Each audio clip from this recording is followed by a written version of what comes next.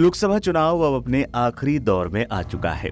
हर बार के चुनाव की तरह इस बार भी यूपी पर सबकी निगाहें हैं। यूपी में 6 फेज की वोटिंग हो चुकी है। 1 जून को 7वें फेज की बची हुई 13 सीटों पर वोटिंग होनी है।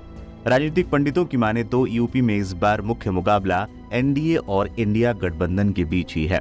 बसपा इस बार के चुनाव में भी थोड़ी पिछड़ती हुई नजर आ रही है।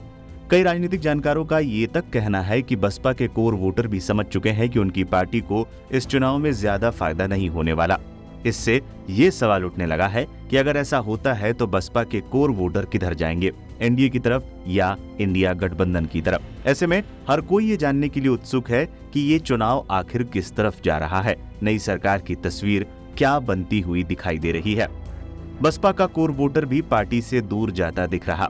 सीएसडीएस लोकनीति के को डायरेक्टर प्रोफेसर संजय कुमार ने एक मीडिया चैनल से बातचीत में उत्तर प्रदेश के नतीजों को लेकर अनुमान लगाया। उन्होंने कहा कि जनवरी में जब राम मंदिर का उद्घाटन किया गया तो ऐसा लग रहा था कि यूपी में बीजेपी आराम से 70 से ज्यादा सीटें ले जाएंगी, पर जैसे जैसे समय और चुनाव आगे बढ़ता गया अब मामला बिल्कुल अलग दिखने लगा है। बीजेपी अभी पहले वाली स्थिति में नजर नहीं आ रही है। बसपा सुप्रीमो मायावती ने इस मुकाबले को त्रिकोणीय बनाने की भरपूर कोशिश की, पर वो उसमें कामयाब होती नजर नहीं आ रही है। यहाँ तक कि प्रोफेसर संजय कुमार ने ये तक दावा किया कि मायावती का कोर वोटर दलित भी उनसे कहीं न कहीं दूर जाता दिखा है और इसका सीधा फायदा सपा कांग्रेस गठबंधन को जाता दिखा है। संजय कुमार के मुताबिक अब वोटर काफी जागरूक है और उसे पता है कि उसका वोट कहाँ खराब हो रहा है। इस चुनाव में मायावती के साथ कुछ ऐसी ही स्थिति देखी जा सकती है। संजय कुमार ने आगे कहा कि यूपी में बीजेपी 2019 लोकसभा चुनाव में जहां थी, लगभग इस चुनाव में भी वही नजर आ रही है, लेकिन बीजेपी की कुछ सीटें खतरे में हैं और इन सीटों में बसपा के कोर वोटरों की वजह से इंडिया गठबंधन को फायदा होता नजर आ रहा है। 2019 लोकसभा चुनाव में क्या थी स्थिति?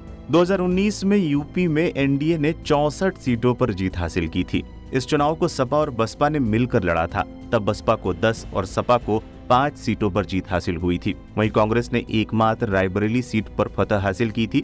2019 के लोकसभा चुनाव में उत्तर प्रदेश में मिले वोट शेयर का हिसाब देखा जाए तो बीजेपी को 49.6% वोट मिले थे, जबकि दूसरे स्थान पर बसपा को यूपी में 19.3% और तीसरे स्थान पर रहने वाली सपा को 18% वोट हासिल हुए थे। अंतिम चरण में इन सीटों पर एनडीए को संकट। साल 2019 के लोकसभा चुनाव में उत्तर प्रदेश में बीजेपी के दमदार प्रदर्शन में ये तथ्य दबकर रह गया था कि पूर्वांचल की कई प्रमुख सीटों पर बेहद करीबी अंतर से हार जीत हुई थी। मछली शहर, चंदौली, बलिया में बहुत मामूली अंतर से पार्टी कैंडिडेट जीते थे। 5 संसदीय सीट पार्टी हार भी गई थी। इस बार भी पूर्वांचल की तमाम सीटों पर मुकाबला कड़ा हो सकता है, पर 7वें चरण में होने वाली कुल 13 सीटों में से 4 सीटें ऐसी हैं जिसमें एनडीए फंसी हुई नजर आ रही है और यहाँ राम का नाम ही बेड़ा पार लगा सकता है। घोसी, मिर्जापुर, चंदौली और बलिया ये वो 4 सीटें हैं जिस पर एनडीए की जीत की राह काफी कठिन नजर आ रही है।